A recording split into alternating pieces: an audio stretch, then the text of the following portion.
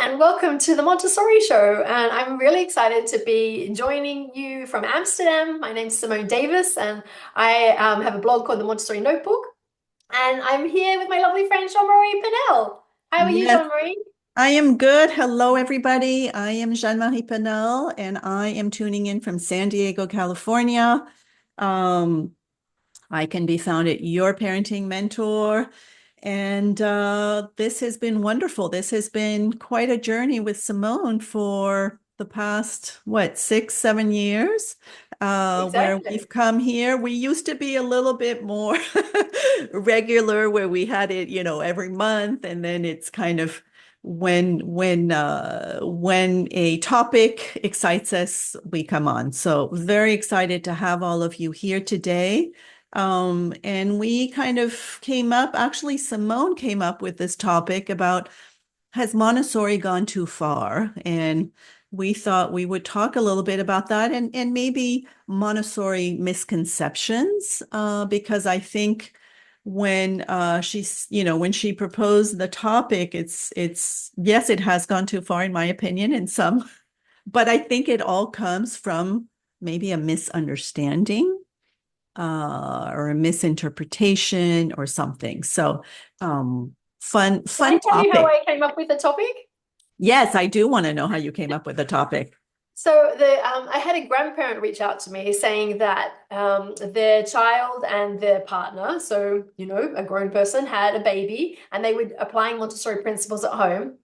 And they were confused about how it was being applied because they thought that it's important that the grandparents are involved, but they were being told not to interfere into the child's work. So, for example, she said, I want to read books with them. So I say, let's read some books, and being told not to interrupt them. So, how do I find the balance? And I sat with that question for a little while before I responded because I think that there's two sides to that. I think both, in a way, are correct.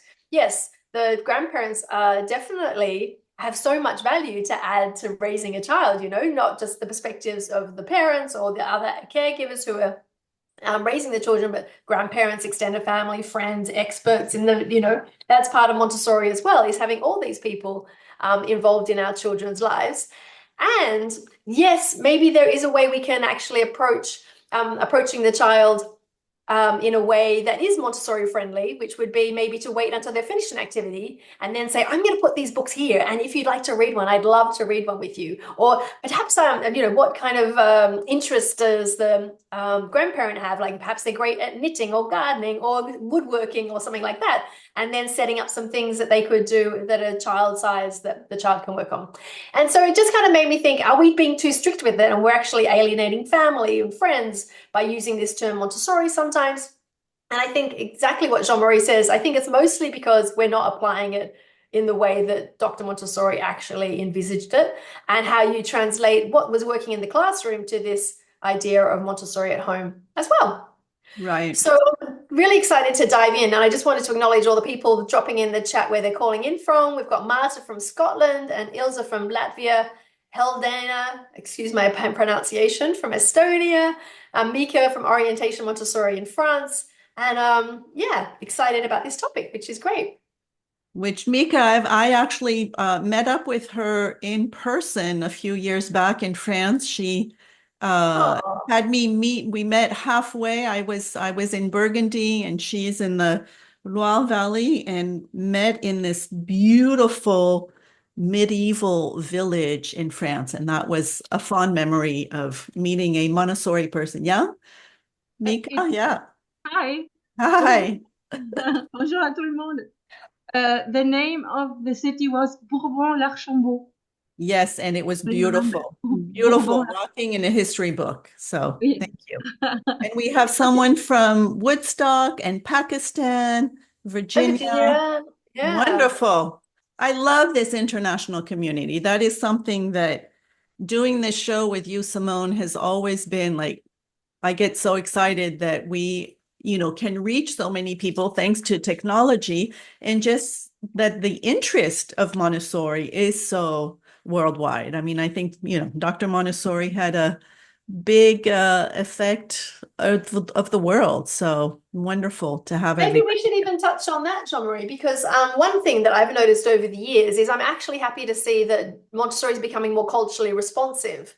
Yes. When we did our Montessori training, all of our classrooms looked like cookie cutters, they all looked the same. And now really we're encouraged to include our culture in our space because children are meant to absorb the beings of their time and their culture and their space. And so we want to actually have elements in our environment. And I think of this particularly at home when you have families with one family member perhaps from Italy, and I've got someone else from Switzerland. I see some new places in the chat.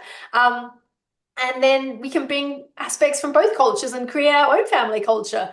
I think that's really, really beautiful. It can be also not just physical elements like artwork and those kind of things, but recipes and song and other Which traditions like that as well. Which I think, I mean, if, from my training, the whole aspect of practical life, at least in the primary classroom, in the 3 to 6 year olds, that is always like culturally appropriate and sensitive, right? It's about what the children are seeing in their homes and around their space. So I know, having visited, many schools around the world, it is always beautiful to see that aspect of Montessori being integrated in the classrooms, at least that whole practical life is always about the elements of the culture that they're living in. So Yeah. wonderful. Yeah. So maybe we can kick it off with a couple of questions that came in before the call, and then anyone who's live on the call is welcome to raise their digital hand, and we can get you to unmute, and you're welcome to ask the question live, or you can drop it in the chat, whichever you prefer. Yeah, So, what I think, Simone, I think I would like to do just a little intro before we of get course. started to answer our question, just about to circle back to this idea of the topic. We posted it on social media about, has Montessori gone too far?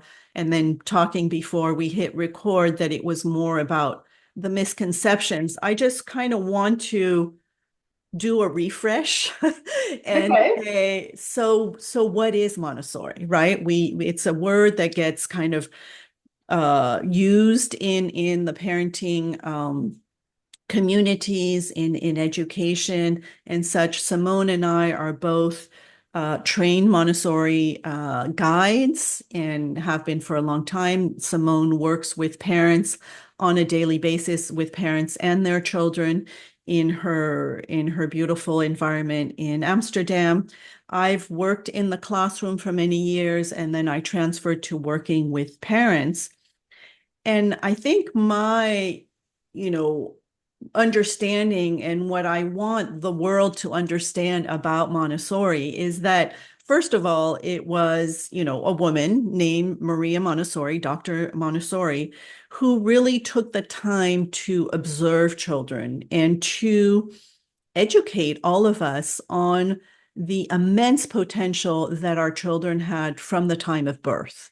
Before her, we thought that children were these empty vessels and it was up to us to, fill them up with knowledge and such. We know now, and from, brain scans and all this, that their brain is just so, ready for knowledge. It's a sponge, that the whole idea of the absorbent mind that Montessori, brought to us.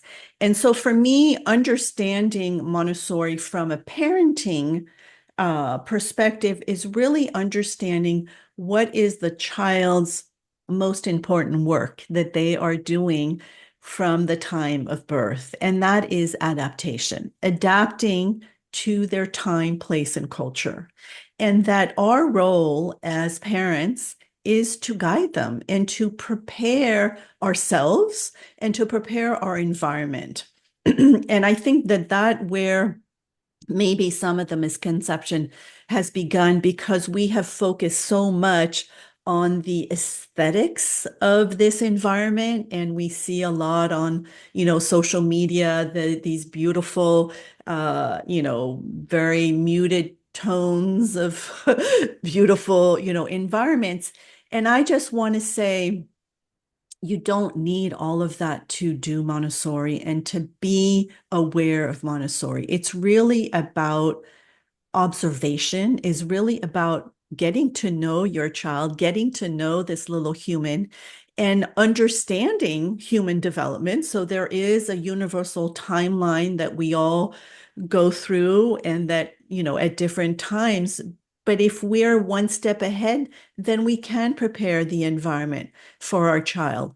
But we don't necessarily need to go out and transform our home. It's really about, how do I integrate my child into this living space? How do I welcome them in and make them a participant of this community that is their home and their family? So that was I needed to say that before we started answering questions. I hope that that makes sense, and would love any feedback anybody has. But yeah, what do you think of that, Simone?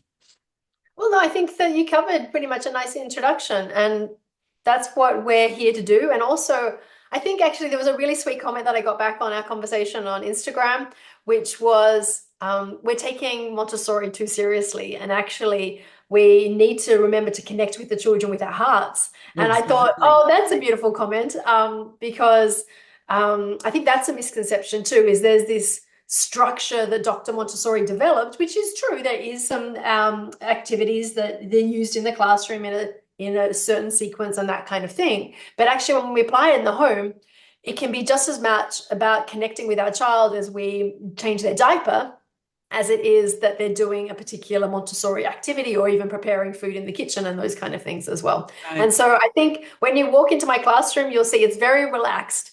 But I feel like in some ways it's almost more Montessori because it's just letting the parents also be themselves as well as the children. It's a safe space for us to all be together. And there's a lot of smiles and laughter because we enjoy each other. Right, right. And to me, it's also about really having a respect for who this little human being is, right? I think that for so long, children have been kind of maybe set aside, or you're too young, you don't know what you're talking about, or and to me, like, for me, Montessori is really understanding how incredibly capable and highly intelligent these little beings are from the time of birth. Like, it's just amazing. And so if we are in that mindset, I think we're so much more in tune with them. And like you say, connecting from the heart and really taking the time to just observe our own child and ourselves and our own reactions and all of that. So, yeah. I love that. Okay. Yeah. Um, okay, I think that it would be fun to go to a question. And so, Jean-Marie, I'm going to read out one that came in earlier, and you can start, and then I'll add to anything that I see. This one's from Angie. She says, "My son doesn't seem to thrive in the environment. He's 3, and it's his second year. The first one was amazing. They're at a Montessori school. I always thought part of the appeal of Montessori that if any system works for all types of kids, it would be Montessori because of its approach to observation, to go at the speed of the child, to mold and help the child become who he wants to be and not a cookie cutter version of a student. Thus, I've been hearing a lot via the pediatrician, OT, pediatric psychologist, that Montessori is not for all kids, that some need more structured environment, and that my son is probably bored. It seems the system is too rigid. You can't move on unless you've done or figured out a material first. It seems that those comments on Montessori and not being the best fit for my child are true, or at least the Montessori school my son is attending. Is it true? Can it be not the best system for some type of child, excluding neurodivergent children?" It's a good question, right? It's a great question. It's a great question. And it's something that comes up quite often where, so I've always been of the mindset that Montessori is for all children, but I have also said that it's not always for all parents, just because of that mindset of letting the child go at their own pace, and that some adults maybe have expectations and so forth. And it doesn't sound like that is at all Angie's case, that the one that is asking this question.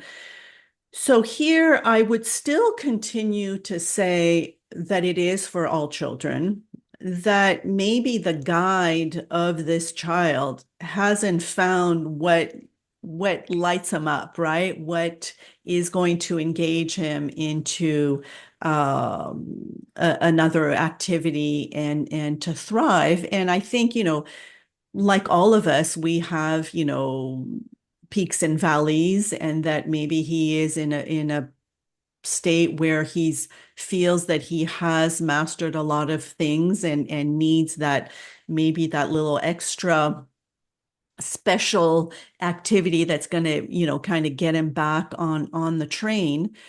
So I would, for me, if would be my advice to Angie is first of all to go and see if she can observe in the classroom of her child, right? To really spend some time just observing, not necessarily her own child, but other children, and how is this community functioning.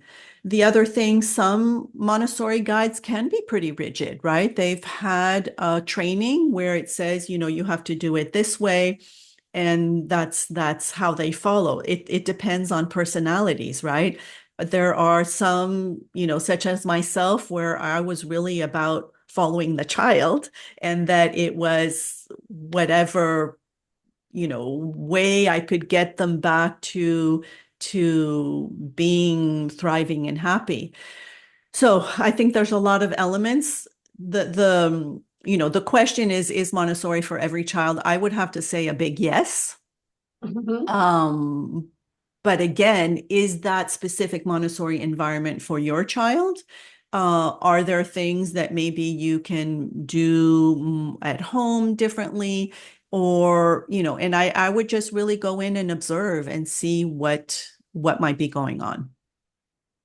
Yeah, I think that a couple of things come up for me when it comes to this question.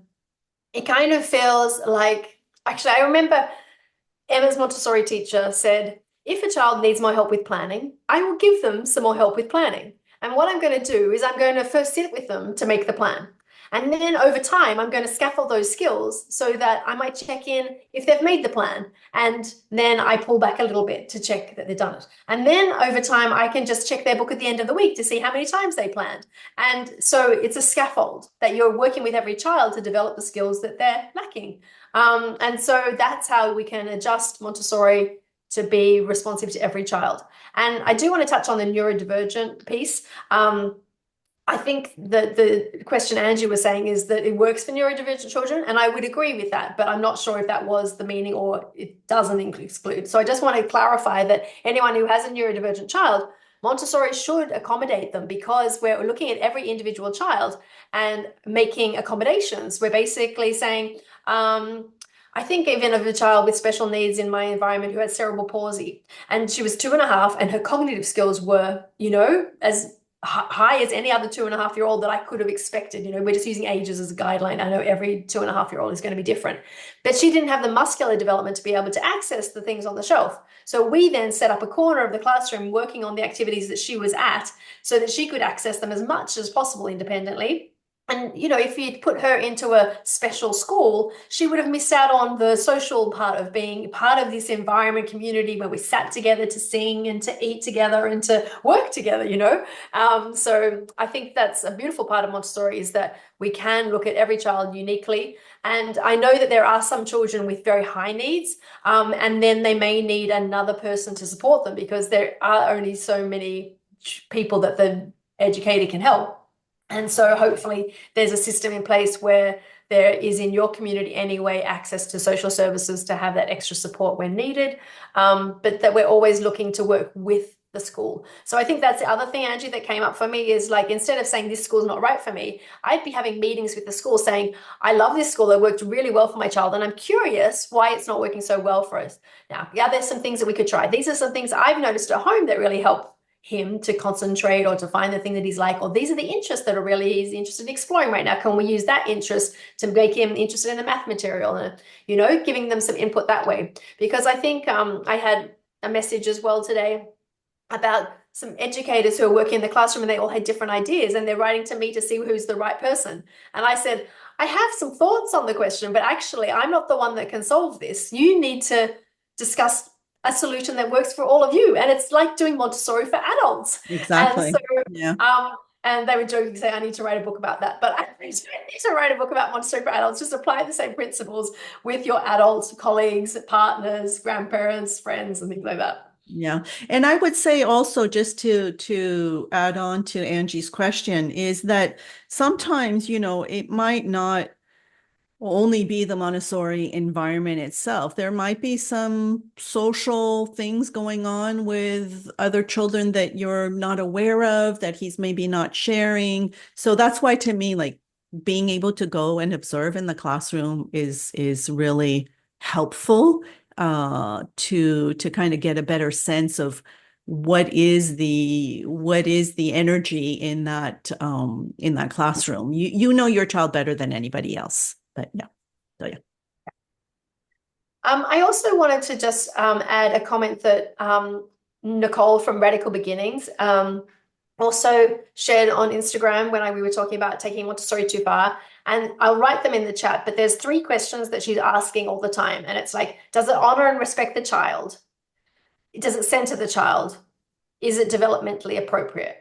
And those 3 questions make your response a Montessori response. So I'm going to type them in the chat, and hopefully that's helpful reference as well for people. Yeah. And that circles back to what I was saying about, observing and being really respectful of this human that is developing, that is flourishing before our eyes, right? Is to, when she says honor and respect, it's really about honoring the beauty of human development that is happening before our eyes, and being very observant, and also, observing our child, but really also observing ourselves, and what our biases might be, what our reaction might be, what if we are comparing or judging. Like, we did a whole show on observation, so we can circle back to that. But it is, for me, it is like the most important tools of Montessori. It's not the beautiful shells and the wooden toys and everything. It's really about that mindset of, we are a scientific observer, and we are here to guide them along, just because we got here before. That's it. I love that. Does anyone who's live on the call have a question that they'd like to raise their hand to ask, or a comment so far to agree, disagree with what we're saying, or any other things like that? And otherwise, while that's happening, while you raise your digital hands and think about what you'd like to add, or if you'd like to add, then I'll read and a question that's come in. They're asked to be anonymous. It says, hi, my 4-year-old son has been rude to a new classmate, and my husband and I are baffled by the behavior and how to navigate. They're in a tumbling class on weekends together, and our son will say he can't play with us in front of that child's parents if we are all speaking to one another in a group before or after class. At home, our son says that the child will not be his friend and that he doesn't want to have playdates with him. It's throwing us for a loop because we haven't seen any issues nor much interaction come from either child during this tumbling class. We don't push or even bring up this child's name because of this strong reaction, and we haven't heard of any incidents in his school, a Montessori children's house. We're seeing this family consistently at the tumbling class and starting to see one another at school functions and gatherings as well. Any advice would be so greatly appreciated. Thank you. So that's a tough one, because we don't know what's going on in this little person's head, right? They've had a reaction to this other person that they don't, who knows what it is, their look, their smell, their clothes, their tone of voice, who knows? And I think it's more, again, about respecting your child. Like, it's not because you are friends with the family that your child has to be friends. I mean, I think there are some social etiquette, for sure, to respect, right? The rudeness is a little bit part of testing our boundaries. And so I think it's important to say, we understand you don't want to have a play date, but it's not necessary to be mean about it or rude about it and such. But I think it's important to respect our children's choices of who they want to be with. I have a very personal story about that. So I was older, but my mother kind of imposed on me the daughter of friends of hers, and this person came with us on a holiday, and I could not stand her, and I was stuck with her for 2 weeks. And I think that was pretty disrespectful because, she didn't really pay attention to what my feeling was about this person who really annoyed me. I can't, say exactly why, but it was just not somebody I wanted to be around. So again, it's about, observing and being respectful of what your child wants. The thing that comes to my mind, Jean-Marie, as well, is our grace and courtesy lessons. So because Mhm. it's a recurring thing, it means that at a neutral time when you're not in the class, you can talk about how we treat our friends kindly. And also what Jean-Marie is saying, if they do want to distance themselves from that child, what's an appropriate way to say that? So we could practice at home, and it could be with little soft toys or something like this, or just role playing with them. Because grace and courtesy can be how to ask to play with someone. It can be also how to decline an invitation for someone. It can be and I think it also we feel uncomfortable as well when our child does something disrespectful, and we can be there. So yeah, if our child says something rude, it's not a reflection on us. It's showing us that they might have actually heard it at their school or somewhere else in the playground, and they're trying it out. And they don't know that it's not the right thing to say yet until we get it wrong, and we get it wrong, and then one day we get it right. So it's just like kind of lacing their shoes. And in this case, it's them practicing trying to be rude, and is that appropriate or not? And we're their guide to say, it's not okay to say that. I can see that you're upset, and this is how I can say, I need some space right now. That's a kind way to tell somebody that you don't want to play with them. I Right. need some space right now. Or Yeah. sometimes it can be with my own children, I noticed, particularly as 6 to 12-year-olds, like a little bit older, was that one of them would say, oh, do you want to play such and such Legos together? And the other one would say, no, I don't want to play.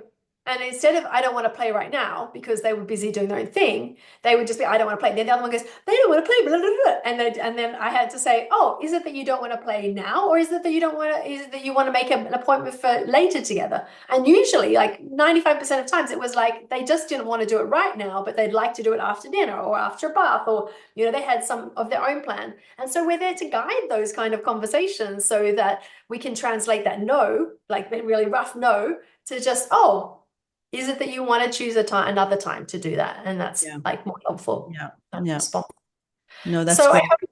hope that's helpful to that family. And Caitlin has her hand up. So Caitlin, if you'd like to unmute yourself, we'd love to hear your question. Oh, there you are. Oh, hello there. And Simone, I don't know if you remember me, but I used to live in the Netherlands and we attended your play groups. Did you know what your name was like? I'm going, that's ringing lots of bells. I wonder Sounded if it's very the same family. familiar. That's exciting. Nice to see you again. Great to see you. My question is actually coming from that perspective of we moved from the Netherlands back to America. And Jean-Marie, you kind of spoke to this. And when I saw this topic advertised, the first thing that came to mind is how the the aesthetic of Montessori is very much a popular thing here in the USA, especially as we enter the holiday season and there's a lot of things being advertised to us.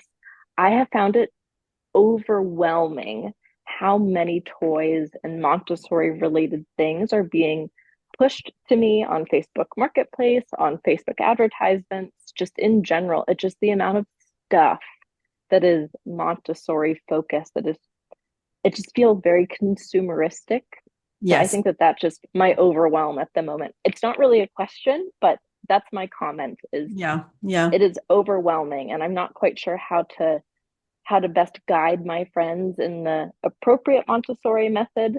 Right. Right. And that's a beautiful, observation, Caitlin, because I think that there has been kind of this, very commercialized aspect of Montessori because it is the buzzword, right? It is, and I saw it in France, a few years back where it's like this whole thing. And I mean, Montessori cookies, it's like, what the what are you people doing, right?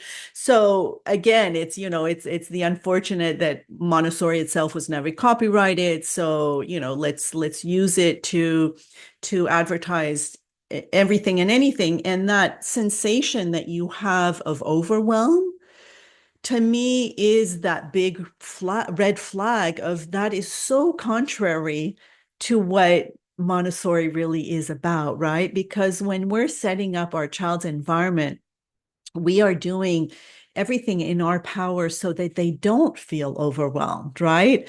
I know when I do home consultations and I go into homes, I feel overwhelmed, right? There, because there's just way too many choices and decorations on the walls and all of this.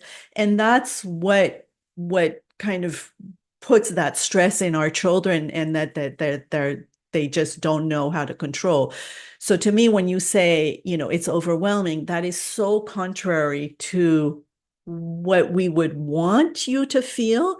So, my advice to when you are talking with your friends and kind of advising is that it's more about minimalism, right? It's more about pulling back and really looking at maybe if we do want to have gifts, and I know this is the season of, we're wanting to gift, but to me it's really child size, in intelligent, purposeful activities of things that are going to last for a long time, that are going to help them master certain skills. So I would much rather that you spend your money in quality, tools to help in the kitchen or in the garden or woodworking, and that's it. Like, we don't need a big range of things because we know that the children are going to play with the cardboard box anyway. So really, really pulling back and saying, oh, well, this is too much. And this is, part of our consumer mentality and society where we're pushing, and our role as the parent, as the guide, is to say, no, not for me. Thank you. So. I think you're absolutely right, both of you. And I think I had a family say, oh, do you want this Montessori toy that we don't need anymore? And it was this wildly colored bead threading activity that wasn't Montessori. And I said, I wrote back to saying, oh, that's an interesting activity that you showed me. I can't remember exactly what I wrote, but it was to the effect that that's not a toy that I would classify as Montessori. And they wrote back saying it was in the description on my Amazon page that it was Montessori. And so people are being sucked in as this like marketing tool. And so it's going back to our core principles about what Montessori activities are. And I think on one hand, I want to say, yeah, like you don't need any Montessori materials to do Montessori. I've said that many times on the Montessori show. Like you can go out into nature and you can count the acorns, you can have sensorial experiences by being in the kitchen, all of those kind of things that Jean-Marie was talking to, keeping it very simple. And to also emphasize the importance of finding activities that meet our child's needs is how they can regulate themselves. And that's why when you walk into a Montessori classroom and they're all focused on what they need at that moment, you get a very calm classroom because they're finding something that they can repeat, and they in that flow state. And that is actually, we're seeing what Dr. Montessori called normalization, we call regulation, and we see a regulated environment. And the more that you're in this regulated state, it means that even if you fall off your chair, you're more likely to just say, ow, that hurt, and get back to calm than when your state's up here, you fall off the chair and everything is upsetting you, right? So I think that's the big picture of Montessori and how it can regulate our children. And I think I'd love to bring that into the conversation more as well, about how Montessori can really be a tool for our children to release a lot of the toxic things that are happening in our spaces and in our lives. We lead very, very overstimulated lives, and that Montessori is an antidote to that. But I'm so excited to get to see you, Caitlin, and so please send my love to your boy. And yes, absolutely. Thank you so much. Yeah. Yeah, Wonderful. thank you for bringing that up. It's great. A question came in the chat, which is, what is the Montessori approach to situations when other children hit or scratch your child? What should be done, said to your child and to the other child or to the other child's caregiver? Jean-Marie, do you want to start with that one? Always a tricky one. Again, being observant, right? We don't always need to step in right away. Sometimes children will work things out on their own. It's true that if we, hit and scratch can be not so pleasant, and we are concerned about their safety. I think here it's important to first see, the child that has been hurt. Are you okay? And then really turning to the child who just hit and go, oh my goodness, is your friend okay? Like maybe they need help, an ice pack or whatever, and then really trying to come together and saying, is there something that you need to say to your friend? It was there, maybe there was a toy that they wanted and all this, and really helping them kind of develop the skills of human interaction in a respectful way, because children often just react and they'll push and they'll scratch and they'll bite because they're needing something, they're wanting something, and they don't always have the social skills. So it's a teaching moment where it's really about guiding them to have that respectful interaction with your child, with their friend. And again, it's through observation that we're going to see this, right? And to also, I think, give your child the language and the tools to say, no, that is not okay. I am not okay with that, right? Because it's really about helping your child feel confident to not put up with any type of situation that could feel disrespectful or bullying or all of that. Yeah, I totally agree. I actually just dropped a link in the chat because I did a little post on Instagram only about a month ago about like a 3-step process, because I talk about this so often in our class. We have 14-month-olds and 3-year-olds in the same space. And like Jean-Marie says, it's an opportunity to learn. We don't want to see a child hurt another child, but actually it's a learning moment for the child who's pushed, because they can learn to say, stop, I don't like that, with their hands on their hips, and, keep practicing. They may not never say it, but we are giving them the skills. And for the child who pushed, to be able to perhaps translate for them. Are you telling them it will be available soon? And then that very important process that Jean-Marie was talking about making amends as well. But one step that we really need to be clear is like to say to the child who pushes, I can't let you push. That's not okay. They get a very clear message first, then we translate, then we make amends. And I think that it just gives us a little formula that we practice it like that, and then it will become more automatic and more genuine, Yeah. But sometimes it's just nice to have a little, okay, yeah, I need to make sure that I do all those parts of Yeah. that process. And for I sure. will also add to this, because I think we often want to hear, I'm sorry, but Oh, yes. we should never force or ask a child to say, I'm sorry, right? Because they're not. I don't mean to blow pop your bubble, but they're not. They did something not out of spite, but just out of emotion, because they don't know how to self-regulate yet, and they're not sorry. So it's more about helping them have that compassion and that empathy for the child that they might have just hurt, and that feeling sorry will come naturally later in development. Yeah. I actually just thought of something, going back to Caitlin's question about, the prolific abundance of Montessori Instagram accounts and TikToks and all of these kind of things. I'm excited to see it, because like Montessori, when I started in Montessori over 20 years ago, and I said the word Montessori, it was like, what's that? There was no idea what it was at all. So on one hand, I'm super excited because it really is being recognized as not an alternative education system, but really as a a valid and useful way to raise children at home, to go to school and things like that. But there's that con side as well, is that there's the misinformation that gets filtered down because the people who are spreading the information haven't taken the training, and they're getting it secondhand. So it's just always wise to kind of go back to Dr. Montessori's writings, or to, you know, Montessori trained educators, to get your information straight, and hopefully that will help trickle through and we'll get a better quality Montessori as well. So, Yes. Jean-Marie, I would love to talk play kitchens with you. Play kitchens. Okay. Yeah, so you know there's like these Montessori inspired kitchens, like an IKEA hack, where you basically have one of those play kitchens and it's converted into a real kitchen. And I'm wondering, is that taking Montessori too far, in your opinion, or do you like it? So I like it. I mean, if you have the space, if you have the energy to do it, but it's not necessary. I think that we can, our kitchen, our own kitchen, the kitchen that we have been cooking in before our child arrived, since they've been around, that is their kitchen. That should be their kitchen.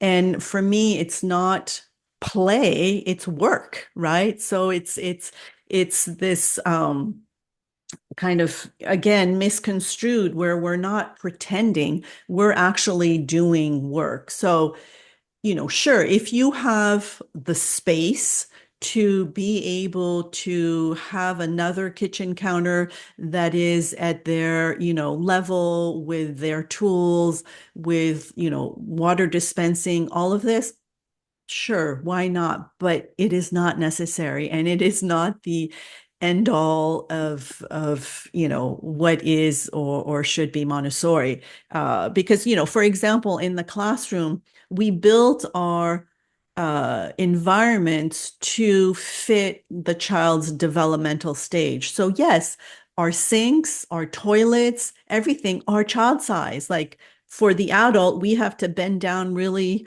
low to be able to use the sink, and we can't use that bathroom and whatever. But that's not always realistic in the home. Um, I've always kind of fantasized that I would love to work one day with an architect or a home interior, where I think there are plenty of things that in our homes that could be modulated so that it could grow with the child, right? Like a small kitchen counter that then becomes a bench, that then, you know, whatever. But that's, you know, again, that's in a, you know, ideal world. So I don't know. That was a long-winded answer to your question. If you have the space and you have the finances and you want to take the time to, you know, do a little kitchen for your child, go for it, but you don't need to. Yes, I would totally agree. And if you don't have one of those play kitchens, it doesn't mean that you're not doing Montessori. So you can, what we didn't have learning towers and things like that when my children were small. My son's now 24 and my daughter's 22. So I had a step ladder that we'd use for painting, and it was actually really handy because we had a small kitchen. So when we were cooking, I'd open up the step stool, and I have photos of Emma up there at about 16 months old making a honey sandwich, butt naked, which I won't share anymore. And then I could fold it away so that they couldn't access the stove and all the things that I didn't want them to have access to. So you're not doing Montessori if you don't have those things. So there's another question that came into the chat, which I'll give to you, Jean-Marie, which is, are there any specific Montessori toys, tools, materials for babies with developmental delays? I have a baby that is very slowly progressing with his development, and I find it difficult to access any specific information how to apply Montessori to babies that are not on the typical developmental track. So here, I mean, I think this is about adapting to your child. You are observing your child, right? There is a very, you know, lovely timeline, a psychosensory motor development timeline for children. And for me, it's about where is your child on that timeline, and having those toys or activities for them, right? Because, for example, I'll just take it back to the very beginning when a child has gone through their, 2 or 3 weeks of transition after birth. We're going to start introducing maybe some visual mobile, so very high contrast black and white.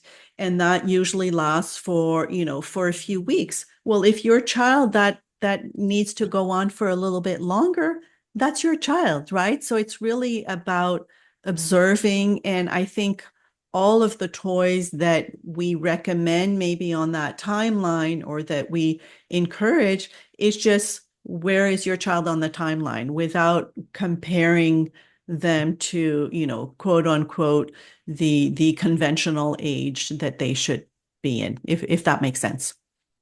Yeah, I totally agree. And anytime I do include ages, I try as much as possible to write these ages are just for, an idea.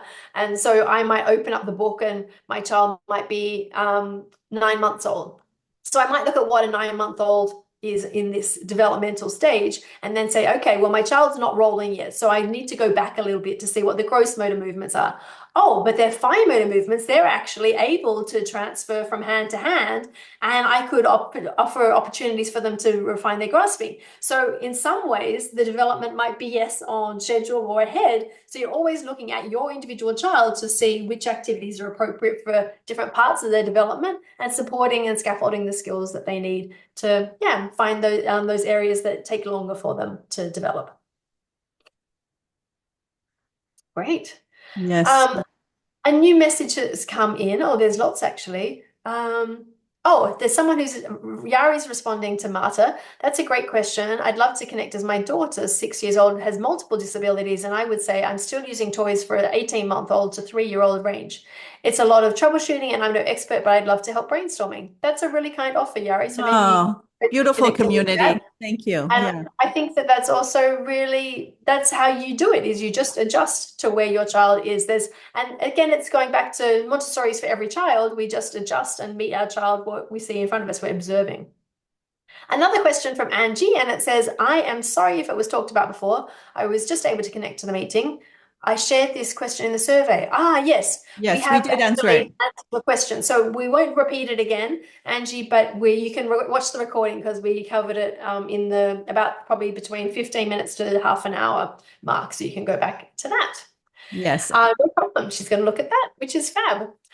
So we've still got some more time to discuss some more questions, but I think it's a good time to share a little poll that we prepared, which is to see, what does Montessori mean to you all? So I'm going to put the link in the chat to a Mentimeter, and you'll be prompted to write 3 words about what Montessori means to you, or how do you hope, now that you've been listening to this conversation, that Montessori would be practiced at school and at home. So I'll just share my screen here so you can see what the screen looks like. I always love these little things you do, Simone. I love Minty. It's very fun. So, what does Montessori mean to you? I might say it means respect, and I've hit enter accidentally. But then we have someone who's written individualized, connection, peace, and then we can share this with the folks with the recording, and you can maybe pin it up and think, this is really what Montessori is. We know it. It's just whether we're putting it into practice or not. And I've done this same poll when I've done workshops for schools, and I do it at the very beginning of the workshop, and I say, what does Montessori mean? And they give me all the right words, about responsibility and independence and community and all the lovely words. And then we talk about putting it into practice, and we realize we're not putting it into practice. And then we come back at the end of the workshop to say, okay, now do you have the tools to put these words into practice? Honesty, follow the child, natural, pause, I don't know if I said peace already, peace. And if they're bigger, it means that more people have said them. So it means that they're popular answers. Autonomy. I love the word autonomy. We had a good conversation about autonomy versus independence. And I think basically what we came up with was that independence are all the skills that you get in life to make sure that you're capable and things like that. So you can have autonomy, and it can be also mental independence, like being able to decide for yourself and to have your own opinions as you start to move into the second plane of development between 6 to 12. Life skills, yes. Boundaries, yeah. Freedom with boundaries. Simple, respectful relationship. Simplicity, freedom within limits. Yeah, beautiful. So while folks are just adding some more, you can keep adding things. I'm going to shut down my screen now, but you're welcome to keep answering. It was really fun to see. Thank you for taking part in that. And there's a couple of other topics that I thought we could discuss around this. Is like, when is Montessori too strict, and when do we not follow through with kind of like it's a bit wishy-washy, that we're really kind of being a little bit not guiding them enough, we're letting our child run around in a cafe, for example, when actually that's disturbing other people in the cafe. It might be meeting my child's need for movement, but it's not respecting other people. So Jean-Marie, do you fancy talking to that? Sure. So you're asking when is it too strict? Yeah, And and when is it not respecting the freedom of everyone, really? So for me, strictness again is going to be that mindset of rigidity, right? And I will be perfectly honest. I know that in my classroom or observing other guides when I was just starting, I remember being very strict about how to present an activity. So in the 3 to 6 classrooms, the training is, we go through every single activity, and we watch somebody do the activity, then we write it out and it's explained to us and such. And so for me, when I was in the classroom, I had to reproduce exactly the way I had written it in my book. And I remember one time giving feedback to somebody that I was mentoring, and I said, well, the presentation was not at all what it should be. And she was so hurt because she was working with a child that she had really, it had taken her a long time to get him to actually be able to sit and have a presentation. So that was the win for her.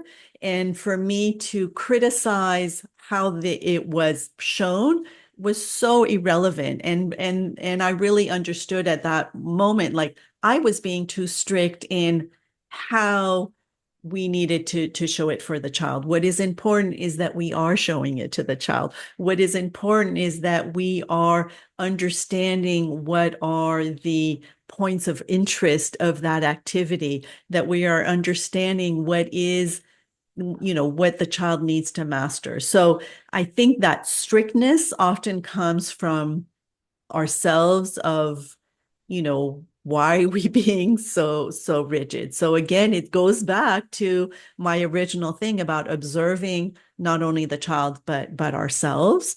And then, in general, I think, there's different schools of thoughts around in the Montessori community where it can be a lot of, loosey-goosey, whatever. And then some others are very strict about what Montessori means to them, and that there's, certain ways of doing it. I think that there are some main principles that I think absolutely need to be respected.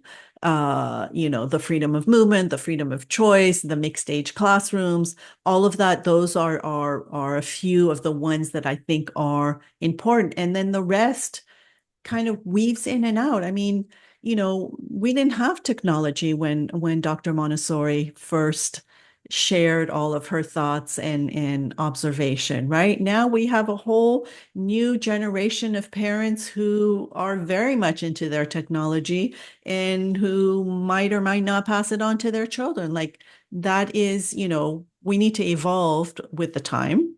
So I hope that answers your question. Yeah, absolutely. I just dropped a little link in the chat, and we'll also include it with the recording to as well, which is like, here are some things that you could look out for when you're choosing a Montessori school, because Montessori is not copyrighted as a name. And so what is an authentic practice? And you started mentioning some of them, Jean-Marie, when you were talking about respect and the materials and the mixed age groups and things like that, which are core parts of the approach that you want to see if you're looking for an authentic Montessori school in practice.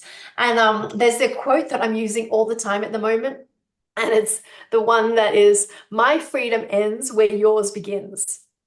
My freedom ends where yours begins. And I think that sums up that duality, which is, okay, my child, I want them to develop to be the most beautiful version of themselves that Jean-Marie spoke to beautifully. And we live in a society, so we're becoming a child of society. And what skills do we need to deal with? That's the limit side, is that I need to make sure that we respect other people's boundaries.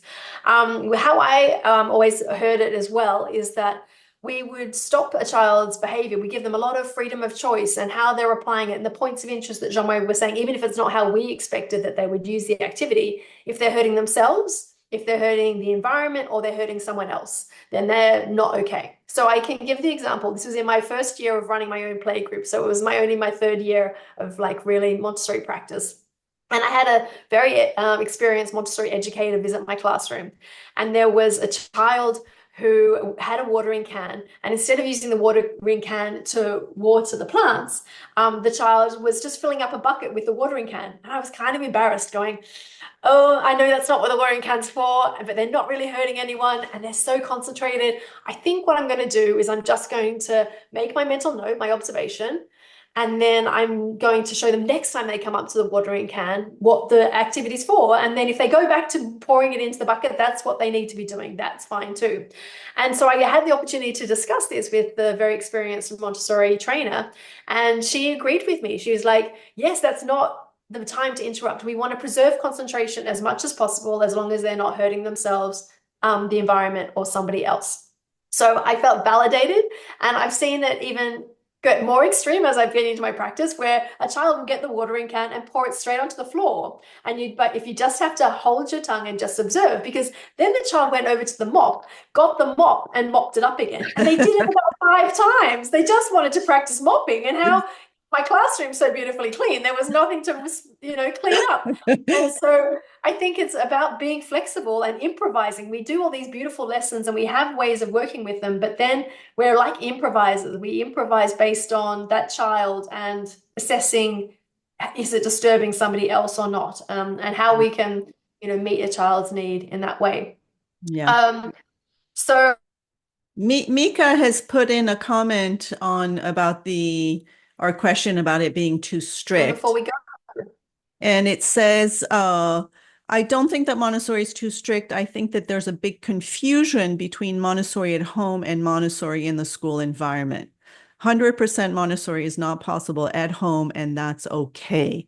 But as parents, whoops, it moved. But as parents, you just have to know this fact. Yes, thank you, Mika, for that, because I think that is so important. Like we are not reproducing Montessori school environments, prepared environments that we call in our homes. It's really, for me, the home, unless, of course, you are doing, Montessori homeschooling, and that's going to look completely different as well.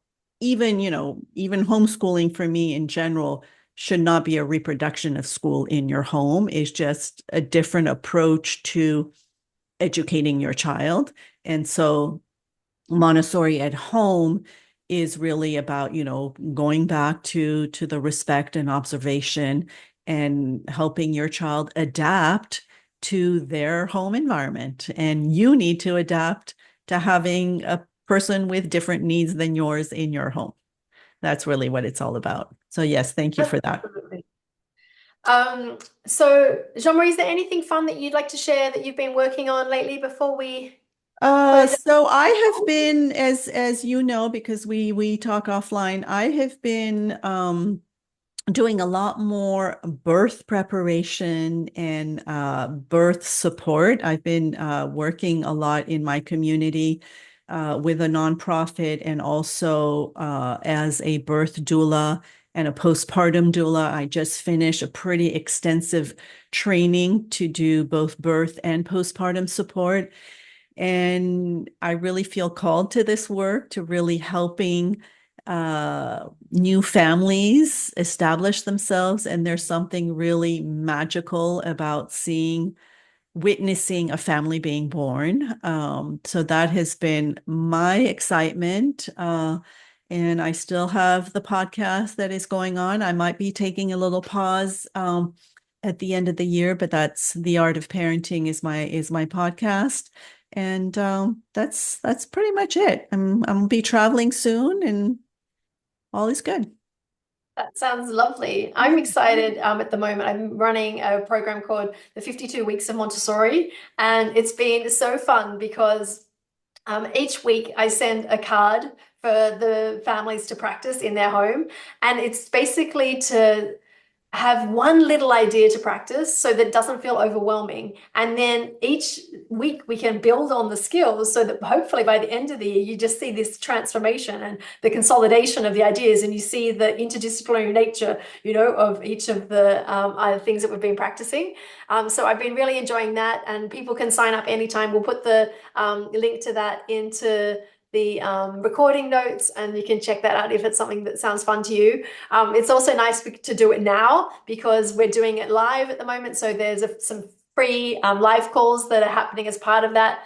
And so it's a really affordable way to bring Montessori into your home. And I'm writing the content week by week along with you, which I found really fun because the idea was that I was going to prepare this whole 52-week course before it started. And I realized actually I wanted to be responsive to the things that were coming up. And so sometimes I sit down to write the week and I realize actually that's not the topic that feels appropriate right now or relevant. And so I can adjust accordingly. It's been really, really fun. Yeah, So that does sound another like way fun. that we can Yeah, bring Montessori into homes.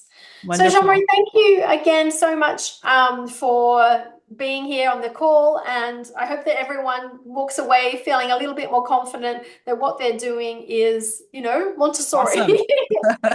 You're Is all awesome. wonderful. You're all wonderful. Just the fact that you're interested and on this call says a lot. So keep on doing beautiful work, and happy holidays to everyone. We are in November, so there's a lot of different holidays coming up. So enjoy your families and children and all of that. Thank you, everyone.